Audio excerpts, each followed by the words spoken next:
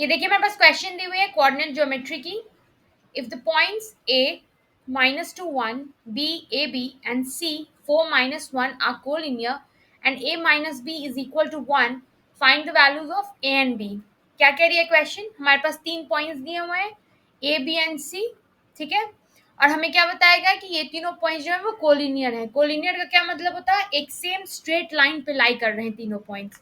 ठीक है, और हमें बताएगा कि A माइनस बी जो है वो 1 के इक्वल है. तो हमें A और B की वैल्यूज निकालनी है. ठीक है, नाउ कैसे निकालेंगे? Since A -2 1, B A B and C 4 -1 are collinear. इसका मतलब क्या हो गया? फॉर्मूला क्या लगेगी इसकी? Formula is x1 into y2 minus y3 plus x2 into y3 minus y1 plus x3 into y1 minus y2. This is y2. Okay,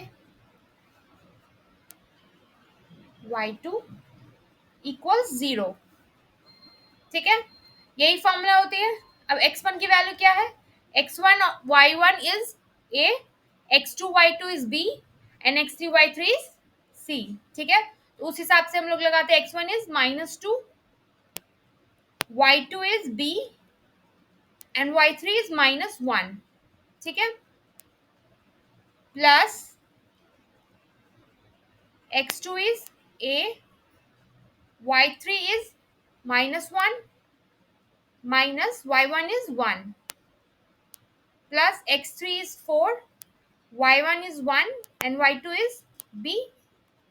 ठीक है, फर्दर सॉल्व करेंगे हम इसको, तो ये आपका हो जाएगा -2b -2a plus 4 -4b equals 0. ठीक है,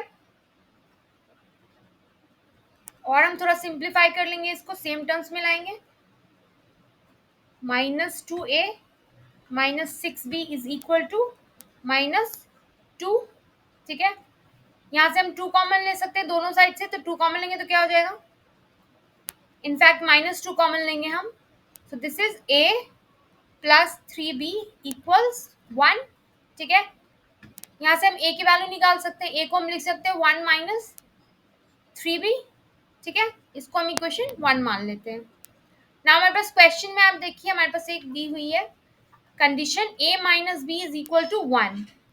ठीक है, we have a minus b equals 1 और a की क्या वैल्यू है ये आपके पास गिवन है. ठीक है, और इक्वेशन 1 देखिए हमने a निकाला है 1 माइनस 3b, तो हम यहाँ पे a की जगह पे 1 माइनस 3b लिख सकते हैं एंड माइनस b इक्वल्स 1. कहाँ से ये आया? From equation 1. ऑल राइट, तो ये क्या हो गई आपकी 1 minus 4b equals 1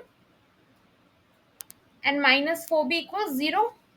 So b equals 0 by minus 4 which is equal to 0. ठीक है, आपकी b की वैल्यू आ गई 0. अब a क्या है? a is equal to 1 minus 3b, that is 1 minus 3 into 0, that is 1. ठीक है, तो a की वैल्यू क्या निकल गई आपकी? 1 and b is 0. और क्वेश्चन में हमें a और b की वैल्यू ही पूछ रही थी. ठीक है, तो इस तरह से कोऑर्डिनेटिक ज्योमेट्री के इस क्वेश्चन को हम लोग सॉल्व करेंगे.